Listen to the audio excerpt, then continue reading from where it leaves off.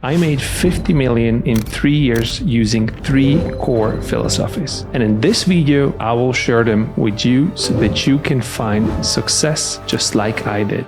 Now, I didn't start with a lot of money or experience. In fact, my journey into business began when I was 22 years old, working a boring desk job at an energy company in Switzerland. I hated job. I knew that I wanted something more. So like a lot of entrepreneurs, I decided to try my hand at dropshipping. At first, I didn't see a lot of success, but over time, it grew into something that allowed me to make around 20,000 a year. It was good money for the time, so I enjoyed working and spending, but most importantly, it was during this time that I started to build a foundation of knowledge, experience, and most importantly, failures for what could come later. This is the first core philosophy that I want to discuss. Ask any entrepreneur that has a high level of success what they were doing beforehand, and they will tell you about how they used to run a small business on the side and that it wasn't that successful or perhaps even failed entirely. Failure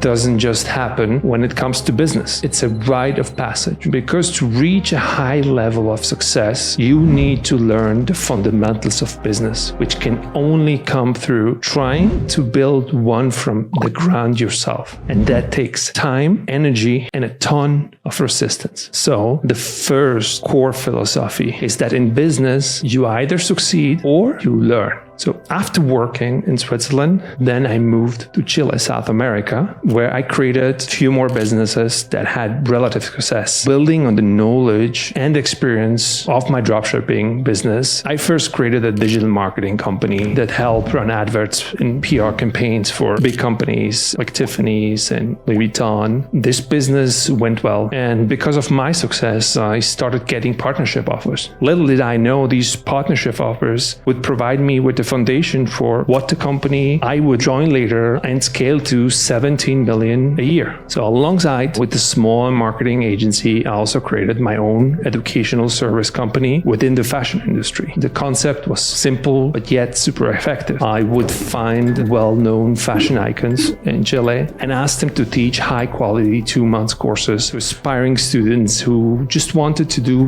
what they were doing. The unique selling point here was that rather than going to university or a school where you would learn for 3 years something who had never even worked in that industry, with my concept, I would learn everything you need in a short amount of time. Once again, I was winning, but I was also failing. And this only added to the foundation of knowledge and experience that's about to take me to a place that I never thought I would reach. Around 2020, I was contacted by a fashion company named Eric Javits. They sold luxury hats and handbags. The company was started way back in 1985 and has been scaling ever since with focus on selling to big wholesalers. Simply put, rather than trying to sell directly to the consumers, the company was instead trying to sell his stock to large companies that will sell it for them. The company did all right in the past, but with the fast-paced nature of the modern world, the company's sales were going downwards, and Eric Javits was in need of help.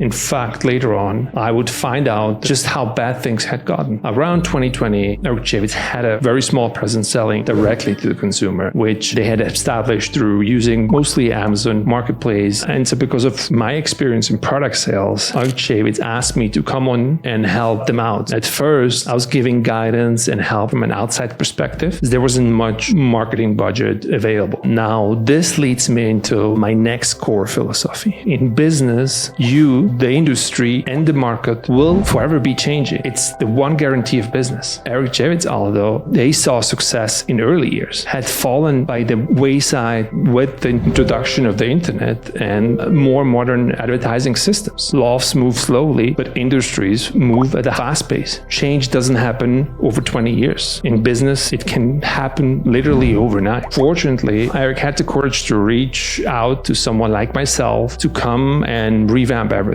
Because if he hadn't, it's safe to say that Eric Javits wouldn't have survived the COVID pandemic. So the core philosophy too is that long-term success relies on your ability to adapt. The first thing we did was run Facebook, Google ads, and we just literally spent little amounts of money, around $500. And in return, we did very well. We had around 46,000 in sales. It was actually doing incredibly well. So we saw some success in this approach. However, it wasn't enough. Eric Javits kept pressuring for more, to do more. The reason simply being the company was in a huge amount of debt and there was a lot of inventory stuck at the warehouse and the walls were starting to close in, to be honest. From there, we worked day and night to run even more ads and streamline the business. And then within just a few months, we had scaled his sales to the millions. It was then that Eric Javits offered me a full-time position as a CEO and partnership in the business. At first, I wasn't sure if it was the right move, to be honest. But after a bit of thinking, I decided to pack up and take the plunge and to focus primarily on Eric Javits and scale the company as high as I possibly could. When I first joined, the company was just doing around $120,000 a year in e-commerce sales. Cut to 18 months after joining, we were doing that as little as a few days. So let me explain how I did it. The first thing you need to understand is that if you want to scale into the millions in today's day and age, it's not just about producing a high quality product. In the past, it might have worked, but today it has to go hand in hand with an arsenal of digital marketing skills, sales skills, tools, e-commerce skills, which can come through you, your team, or a mix of both.